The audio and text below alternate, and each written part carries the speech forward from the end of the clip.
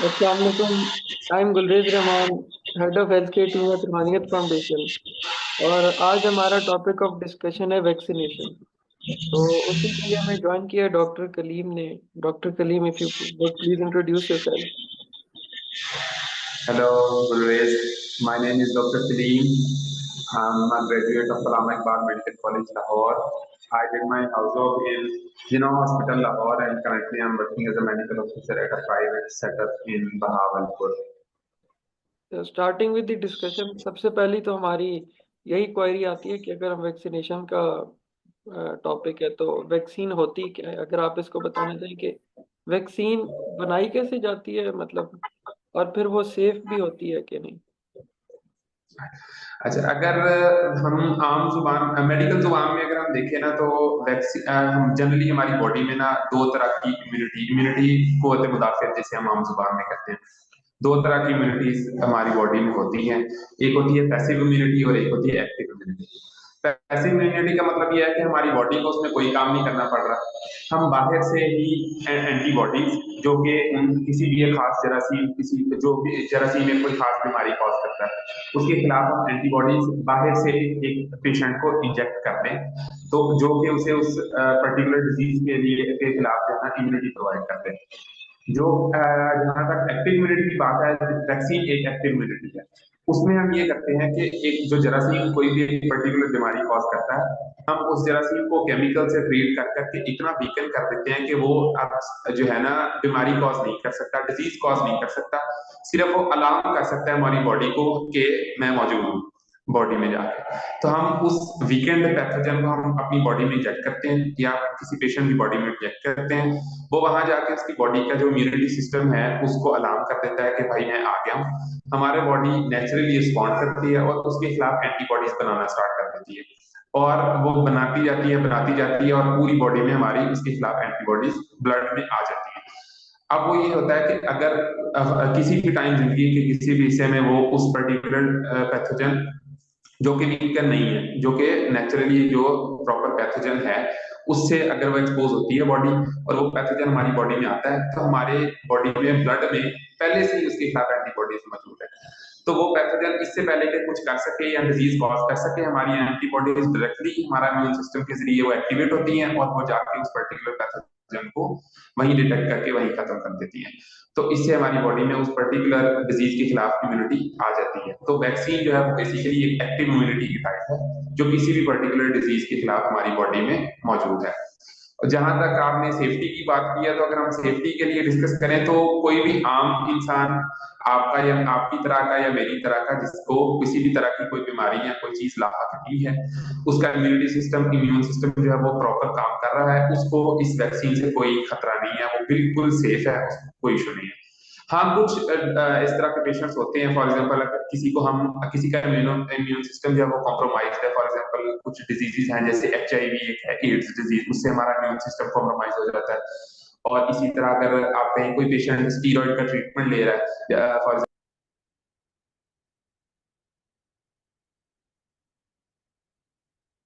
अगर कोई kidney transplant हुआ है, उसका लिवर ट्रांसप्लांट हुआ है, तो हम खुद से उसको स्टीरॉइड्स देते हैं पेशेंट को ताकि उसका इम्यून सिस्टम वीकन रहे। तो वो कंप्रोमाइज्ड इम्यून सिस्टम वाले पेशेंट्स जो है ना उनके लिए वैक्सीन सेफ नहीं होती, उनको कभी भी वैक्सीन ना इंजेक्ट करते हैं, ना ही उनको रिकमेंड करता है कोई डॉक्टर के वो वैक्सीनेशन करवाए। बिल्कुल हेल्दी इंडिविजुअल के लिए वैक्सीन बिल्कुल सेफ है। अच्छा, तो सेफ एज क्या हो सकती है वैक्सीनेशन करवाने के लिए? क्योंकि आपने कहा इम्यूनो कॉम्प्रोमाइज भी नहीं होना चाहिए। फिर वो जो आपने लिवर ट्रांसप्लांट और किडनी ट्रांसप्लांट की बात की, वो तो खुदा ना खास्ता किसी का रीनल फेलियर हो तभी करवाए जाते हैं, लिवर फेलियर हो वो तो मतलब ओल्डर एजेस में होता है। तो इस तरह हम कह सकते हैं कि वैक्सीनेशन का टाइम अर्ली जितना हो वो अच्छा रहता है। बिल्कुल बिल्कुल बिल्कुल, अगर हम कहें कि वैसे तो हमारा ईपीआई सिस्टम है एक जो इम्यूनाइजेशन प्रोग्राम हमारा पाकिस्तान गवर्नमेंट की तरफ से रिकमेंडेड है, जो कि अप्रूव्ड है। वो पर्टिकुलर कोई 9 डिजीजेस आई थिंक या 10 डिजीजेस हैं जो उसके अंदर इंक्लूडेड है, जिसके खिलाफ हम इम्यूनिटी बचपन से जैसे बच्चा स्टार्ट पैदा होता है फर्स्ट 4 वीक्स, फिर 6 वीक्स, फिर 9 वीक्स और 2 मंथ्स तक, बेसिकली वो 6 मंथ्स तक, फिर इस तरह वो प्रॉपर ईपीआई स्केड्यूल है उन पर्टिकुलर 9 डिजीजेस के खिलाफ जिसमें हमारे पास हेपेटाइटिस बी आ जाती है, इन्फ्लुएंजा की वैक्सीन आ जाती है, डिप्थेरिया, पर्ट्यूसिस, जो टेटनस, इस तरह के जो जितनी भी मेजर डिजीजेस हमारी बॉडी में हमारे पाकिस्तान में प्रेवलेंट है, उनके खिलाफ हम बच्चे को पैदाइश से ही उसके खिलाफ इम्यून करना स्टार्ट कर देते हैं। आम जुबान में अगर आपने देखा होगा कि यहाँ पे हमारे लेफ्ट या राइट शोल्डर में लोगों के वो निशान होता है पर्टिकुलर, वो बेसिकली बचपन में उसको हेपेटाइटिस बी की वैक्सीन जब देते हैं उसके बाद से वो रिएक्टिव उसका वो बनता है, और वो हम बचपन से ही उनको स्टार्ट करते हैं। और जहां तक जो डिजीजेस जिनका जो ईपीआई में इंक्लूडेड नहीं है, जैसा कि अभी रिसेंटली आपने देखा है कोविड-19 की वैक्सीन आई थी, तो वो जैसे ही डिजीज कहीं पे आए किसी एक पर्टिकुलर एरिया में, वो फौरन से जल्द उसके खिलाफ हमें अपने आप को वैक्सीनेट करवा लेना चाहिए, ताकि हम उस डिजीज से महफूज रहें। और अगर हम खुद उससे महफूज रहेंगे तो फिर हमारे से भी आगे फैलने का खतरा कम होगा, तो हमारे आसपास के लोग जो हमारी फैमिली मेंबर्स हैं जिनका हम ख्याल करते हैं, हम उनको भी इस पर्टिकुलर डिजीज से सेफ रखें। अच्छा, आपने अभी ईपीआई का जिक्र किया था, जो एक्सटेंडेड प्रोग्राम ऑफ इम्यूनाइजेशन है, डब्ल्यूएचओ की तरफ से रेकमेंडेड है। इससे पाकिस्तान को कितना फायदा हुआ है? मतलब आपने अगर कोई स्टैटिस्टिक्स देखी हो कि वाकई इससे इन्फेंट मोर्टेलिटी या चाइल्ड मोर्टेलिटी कम हुई है? बहुत बहुत हद तक कम हो गई है जी। ये डिजीजेस बड़ी मेजर डिजीजेस थी। पहले तो हमारे लिए ये वाली डिजीजेस हेपेटाइटिस, इन्फ्लुएंजा, और जो आम बहुत कॉमन है खसरा, मीजल्स जो है, ये मतलब बहुत ज्यादा किसी भी बच्चों के लिए पहले खतरनाक थी, बड़ी डेंजरस थी, फेटल हद तक। तो जब से इनके खिलाफ इम्यूनाइजेशन स्टार्ट हुई है और जो बच्चे भी अपना ईपीआई स्केड्यूल पूरा करते हैं, उनके उनके अंदर ये डिजीज परसेंटेज बहुत हद तक कम हो गई है, नील ऑलमोस्ट नील हो चुकी है। तो जो अब अगर आप देखें, जो देहात के लोग हैं, जो लोग ये स्केड्यूल फॉलो नहीं करते, हुई डिजीज से इम्यूनाइज नहीं होते, तो उन बच्चों में अभी तक भी ये मीजल्स और खसरा के ये बड़े सारे केसेस हमारे हॉस्पिटल्स में आते हैं, जिनसे उनको बच्चों को बहुत ज्यादा और उनकी फैमिलीज को भी डिजीज से जो है ना अभी भी सफर करना पड़ता है। तो इसमें बहुत हद तक हमारा मोर्टेलिटी रेट भी कम किया है और सेफ में बचे हैं। तो वैसे मैं एक बात नोट कर रहा था कि अभी रिसेंटली ना रावलपिंडी में भी मीजल्स का आउटब्रेक एक एरिया पे रिकॉर्ड हुआ है। और मीजल्स एक तरह से देखा जाए तो काफी डिस्ट्रक्टिव है, क्योंकि वो एक अगर बंदे को हो तो वो 23 बंदों को करवा सकती है, कंपेयर टू अगर हम कोविड को भी देखें ना, कोविड ने कितना हमें अफेक्ट किया है। अगर कोविड एक बंदे को हो तो आगे 5 से 6 बंदों को ही ट्रांसफर कर सकता है। तो अगर आप मीजल्स को उस तरह देखें ना, तो वैक्सीनेशन के जरिए ही हम मीजल्स को इस तरह खत्म कर सकते हैं। उसके बगैर आप मतलब ना आपके हॉस्पिटल इतने कॉम्पिटेंट हैं, ना आपकी डॉक्टर टू पेशेंट रेशो जो पाकिस्तान में है वो भी काफी मतलब ऑप्टिमल तो नहीं है, ऑप्टिमल के करीब भी नहीं है। बहुत कम है। और इसलिए बहुत कम है। हम अगर वैक्सीनेशन को देखें तो ईपीआई प्रोग्राम हमारे लिए बेस्ट ऑप्शन है मेरे हिसाब से। जी, और इससे ज्यादा मैं ऐड करता हूँ इसमें कि मीजल्स और या जैसे कोविड था, ये डिजीजेस खुद इतनी ज्यादा डिस्ट्रक्टिव तो थी ही, जो इनकी पोस्ट कॉम्प्लिकेशंस डेवलप होती हैं, ये इन डिजीजेस के बाद जो हमारी इम्यूनिटी सिस्टम में हमारी बॉडी पे ये अफेक्ट करती हैं, उसके बाद जो कॉम्प्लिकेशंस डेवलप होती हैं वो उससे ज्यादा खतरनाक है। तो ओवरऑल मोर्टेलिटी रेट अगर कम ना भी हो तो मॉर्बिडिटी रेट जो है वो बहुत ज्यादा हाई कर देते हैं, मतलब पेशेंट बहुत ज्यादा सफर करता है अपनी लाइफ, आने वाली लाइफ में इन डिजीजेस से अफेक्ट होने के बाद। अच्छा, हम अगर वैक्सीनेशन करवाना शुरू कर दें और इसको स्ट्रिक्टली कंप्लायंट लोगों को बनाएं इस पे, तो इसका तो हमें अगर लॉन्ग टर्म में देखें तो टाइम की भी बचत होगी। आप हॉस्पिटल की जो विजिट्स होती हैं, और मोस्टली हॉस्पिटल के विजिट्स आप अगर इन बीमारियों का देखें तो काफ़ी प्रोलॉन्ग्ड हो जाता है। हॉस्पिटल से रिलेटेड अलग से हॉस्पिटल एक्वायर्ड इन्फेक्शंस होती हैं, फिर उसके बाद पब्लिक जो रिसोर्सेज हैं, जिसमें मनी है, वो काफ़ी ज़्यादा इस्तेमाल होता है उसमें। तो इस पे आप बताना चाहें कि इसका कितनी ज़्यादा फायदा है? बिल्कुल ऐसे ही है हमारी, मतलब अभी अगर हम हॉस्पिटल्स वगैरह में देखें तो इनकी तादाद बहुत ज्यादा है, जिस वजह से जो हमारी नॉन कम्युनिकेबल डिजीजेज हैं जिनके ऊपर ज्यादा फोकस रहना चाहिए हमारे हॉस्पिटल्स का, या जो हमारे हॉस्पिटल्स की जो अवेलेबल इंस्ट्रूमेंट्स या अवेलेबल जो चीजें हैं वो उनमें इस्तेमाल होनी चाहिए, वो हम इन्हीं डिजीजेज से फाइट करने में, जो इन्हीं के ऊपर ही दोबारा हम जो है ना वो खर्च किए जा रहे हैं। और ओवरऑल वो अगर इस तरह की डिजीजेस कम्युनिकेबल एक बंदे से फैलती भी ज्यादा है तो पेशेंट लोड एकदम से बहुत ज्यादा होता है हॉस्पिटल्स में। तो वो डॉक्टर जैसे आपने अभी हम आपने पहले बात की कि डॉक्टर पेशेंट रेशो पहले ही बहुत कम है, और डॉक्टर्स की वैसे ही मिकदार बहुत कम, तो अगर वो सारे के सारे फोकस उधर ही रहेंगे तो जो फेटल डिजीजेज हैं, जो बाकी नॉन कम्युनिकेबल डिजीज हैं, उस तरफ फिर ध्यान कम हो जाता है। तो ओवरऑल हमारे हॉस्पिटल में पेशेंट लोड का ज्यादा होने की वजह से हमारा हेल्थ सिस्टम बुरी तरह से इफेक्ट होता है। और हेल्थ सिस्टम अफेक्ट होगा तो ऑब्वियसली ओवरऑल कंट्री की इकोनॉमी इफेक्ट होती है, इंडिविजुअल लेवल पे भी, और अगर कंट्री लेवल पे, नेशनल लेवल पे भी डिजीज के बहुत ज्यादा इफेक्ट्स आ रहे हैं। ये मतलब वैक्सीनेशन एक तरह से हमारे हेल्थ केयर सिस्टम पर भी बर्डन कम कर रही है, क्योंकि वो जो कि ज्यादा कॉमन डिजीजेस भी हैं, जैसे हार्ट अटैक है और इस तरह स्ट्रोक होते हैं और हाइपरटेंशन, डायबिटीज, उन पे हमारा ज्यादा फोकस चला जाएगा, क्योंकि हम वैक्सीनेशन से जो कि कम्युनिकेबल डिजीजेज हैं हम उनको खत्म कर देंगे। तो उनको खत्म कर एक और देंगे। चीज होती है कि हम कोई भी एक्सीडेंट हो, खुदा ना खास्ता किसी का, तो एक टेटनस का इंजेक्शन लगवाते हैं। तो उसके बारे में अगर लोगों को आप बता दें कि एक तो थोड़ा बहुत उसका स्केड्यूल भी होता है कि आप कितना लगवा सकते हैं, और दूसरा ये कि अगर वो ना लगवाएं तो वो जो उसकी जो डिजीज डिजीज होती है कॉज उसके बारे में बताएं, जी। ताकि लोगों को अंदाजा हो कि आप के एक इंजेक्शन से कितनी बड़ी आफत से बच सकते हैं। बेसिकली जो हमारी टेटनस की वैक्सीनेशन है ना, वो ईपीआई में इंक्लूडेड है।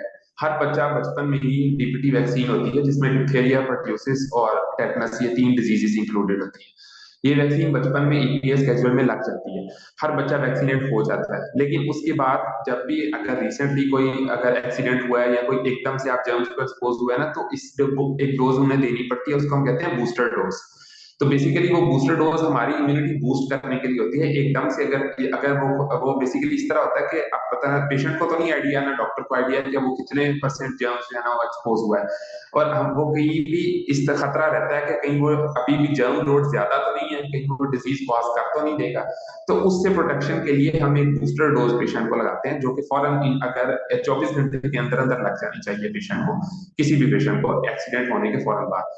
अगर वो इस बूस्टर डोज को नहीं लगाता, और अगर उसने ईपीए स्केड्यूल भी नहीं फॉलो किया था, अगर किया हुआ था फिर भी चांस है, और अगर नहीं किया हुआ फिर तो 100% चांस है अगर वो डिजीज होने के।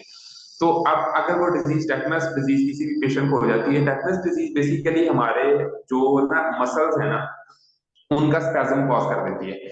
तो हमारी बॉडी के तो मसल स्पैज्म होगा, वो आप देखेंगे वो पेशेंट बिल्कुल ना ऐसे उसको यूं यहाँ पे ये जो बैक के मसल्स होते हैं ना, टोटली ये फुल स्पैज्म में चले जाते हैं, और उसका शरीर पीछे चला जाता है पेशेंट का। तो ये तो आउटसाइड हमें नजर आ रहा होता है। जो मेजर इसका इफेक्ट होता है, ये अंदर हमारे बॉडी के रेस्पिरेटरी मसल्स जो है ना, जो कि हमारे सांस का रास्ता है, उनका भी स्पैज्म कॉज करा देती है। वो एकदम से यूं बंद, बिल्कुल, अब वो पेशेंट सांस नहीं ले पाएगा। पेशेंट को बिल्कुल वो एकदम से उसका जो है ना रेस्पिरेटरी सिस्टम जो है ना वो बंद हो जाएगा, और वो वहीं पे डेथ कॉज हो जाती है। 100% फेटल है। इससे जब हो जाए किसी को टेटनस डिजीज, तो उसके बाद फिर इसका बचने का कोई तरीका नहीं है। वो बहुत रेयर केस है कोई पेशेंट इससे बच जाए।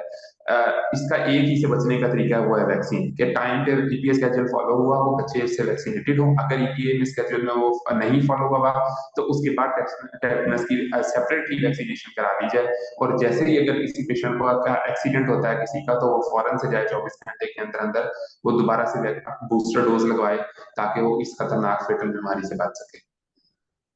अच्छा, कुछ वायरसेस हैं, for example hepatitis B virus है, ह्यूमन पेपिलोमा वायरस है, ये दोनों कैंसर कॉज करते हैं। और लकीली हमारे पास इनकी वैक्सीनेशन भी अवेलेबल है।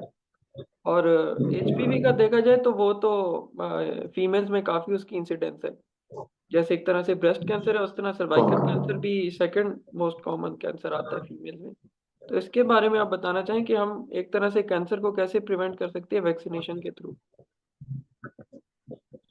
बिल्कुल ऐसे हेपेटाइटिस बी, और हेपेटाइटिस बी फॉरन से तो एकदम ऐसे हेपेटाइटिस कॉज करता है। उसका लॉन्ग टर्म इफेक्ट है कि जो लेट स्टेजेस में जब 60 पेशेंट 50 55 60 क्रॉस करता है, तो एकदम से ना वो फिर हेपेटोसेलुलर कार्सिनोमा डेवलप करता है, जो कि इसकी लॉन्ग टर्म कॉम्प्लिकेशन है हेपेटाइटिस बी वायरस की। इसी तरह ह्यूमन पेपिलोमा वायरस जो है, वो इसकी 4 स्टेन्स हैं जो बहुत कॉमन है पाकिस्तान में।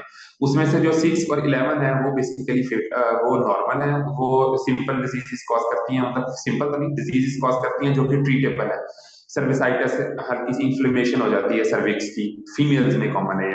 जो दो स्ट्रेन है ना उसकी 16 और 18 वो फेटल स्ट्रेन हैं, और वो जो पेपिलोमा सर्वाइकल कैंसर कॉज करती है, ह्यूमन पेपिलोमा वायरस की वजह से सर्वाइकल कैंसर कॉज करती है फीमेल पेशेंट्स में, जो कि रिप्रोडक्टिव एज में होती हैं और पोस्ट मेनोपॉजल भी। तो वो कैंसर जो है वो, अब ये दोनों कैंसर कैंसर तो हम जनरली भी, हम वैसे ही कैंसर का नाम सुन के पेशेंट जितने भी हमारे लोग हैं वो डर जाते हैं, क्योंकि वो हैं ही फेटल, और इनके ट्रीटमेंट्स जो हैं वो अगर किसी हद तक अफेक्ट करते भी हैं तो फिर भी वो बॉडी में इतने असरात और मॉर्बिडिटी छोड़ जाते हैं कि आपका लाइफस्टाइल आने वाले लाइफ में जो है ना वो अफेक्ट होता है।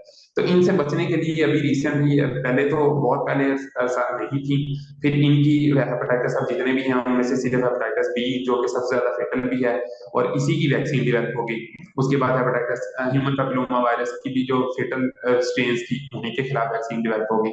तो अब फीमेल्स को चाहिए कि वो अपने आप, फीमेल्स को भी और हेपेटाइटिस बी के लिए तो सबको जनरली होल पॉपुलेशन को चाहिए कि वो अपने आप को इस डिजीज इसके खिलाफ वैक्सीनेट करवाएं, ताकि वो कम से कम चांसेस हों उनके, अगर कोई डेवलप होने के कैंसर के, हम कम कर सकते हैं। 0% तो कोई भी नहीं कर सकता क्योंकि डिफरेंट और कॉजेज भी हैं, लेकिन जो मेजर कॉजेज है हम कम से कम उसके खिलाफ लड़ सकते हैं।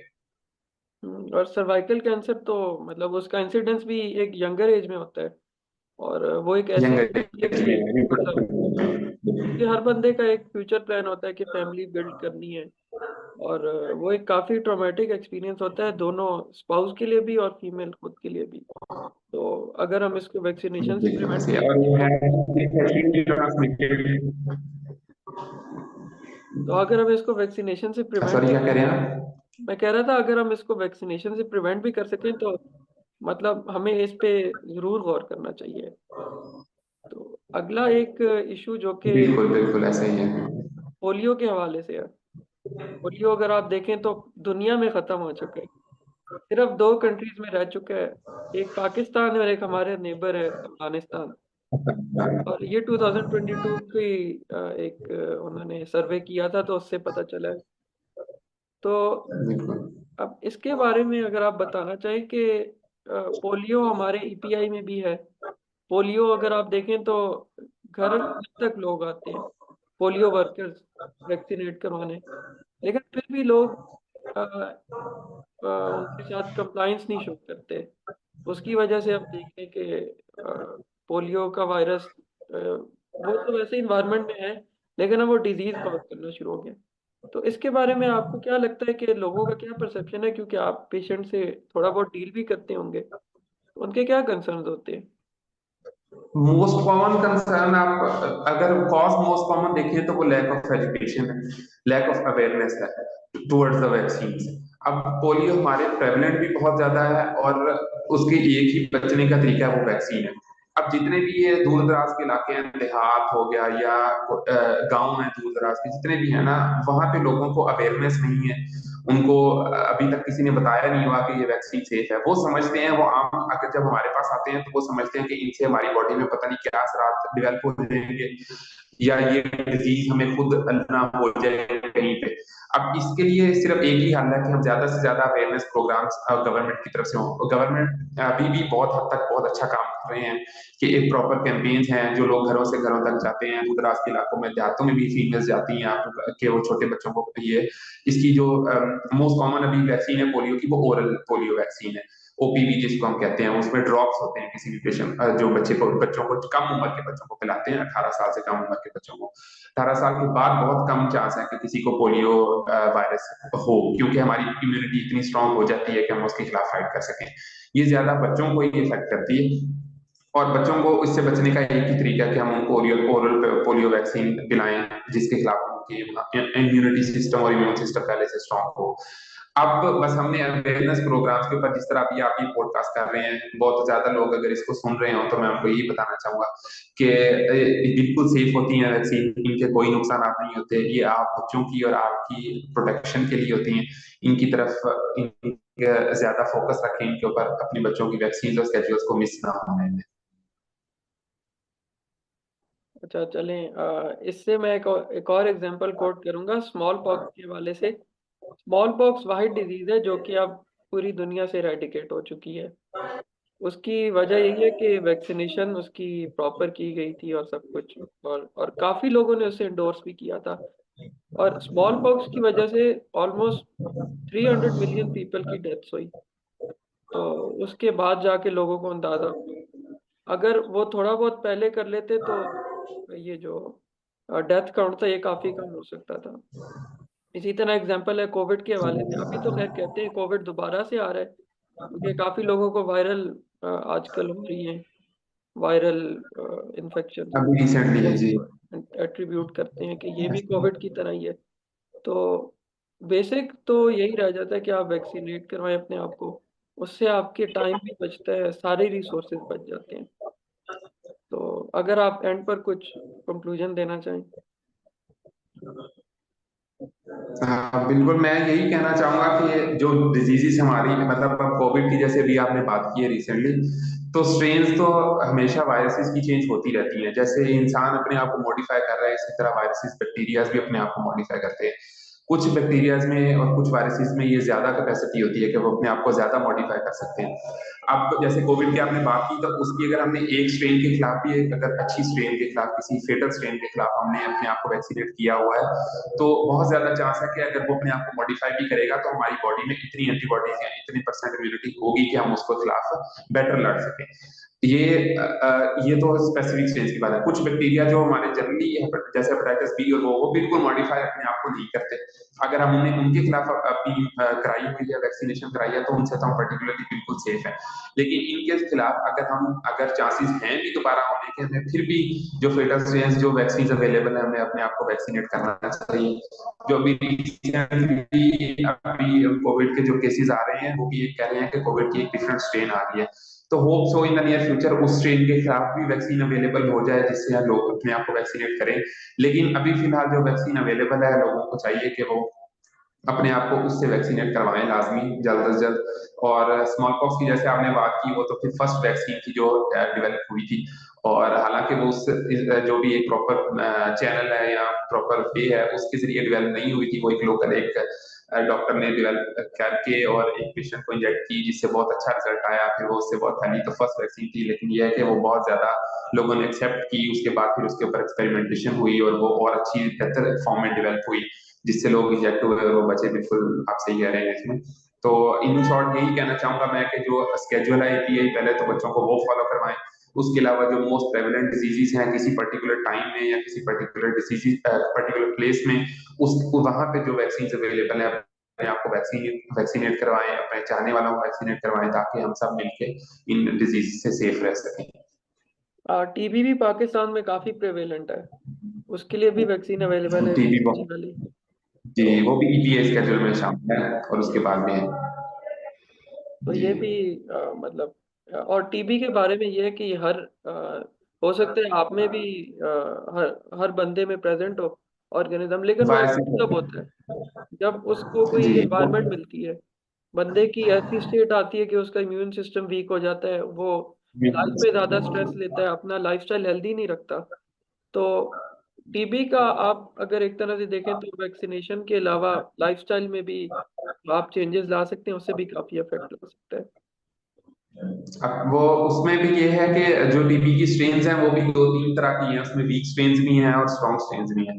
तो और उसके अलावा सेकंड जो चीज है वो बैक्टीरियल लोड, कितने परसेंट जर्म्स आपकी बॉडी में एंटर हुए हैं या कितने परसेंट जर्म से आप एक्सपोज हुए हैं।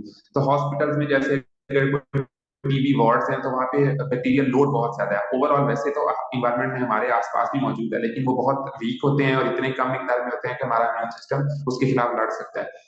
और हम अगर हमने ईपीएस स्केड्यूल फॉलो किया हुआ है तो हम उससे इम्यून भी होते हैं। लेकिन जो हॉस्पिटल में अगर आप कहीं जाएं या कहीं खास तौर पे जो रेस्पिरेशन जो पल्मोनोलॉजी वाले वार्ड्स होते हैं या मेडिकल के वार्ड्स होते हैं, वहाँ पे टीबी के पेशेंट्स मौजूद होते हैं। अगर वहाँ पे जाएं तो वैक्सीनेशन के साथ साथ मास्क पहने और उस बैक्टीरियल लोड को भी कम करें, ताकि हमारी बॉडी को हमें उसके खिलाफ डिफेंड करने में आसानी हो।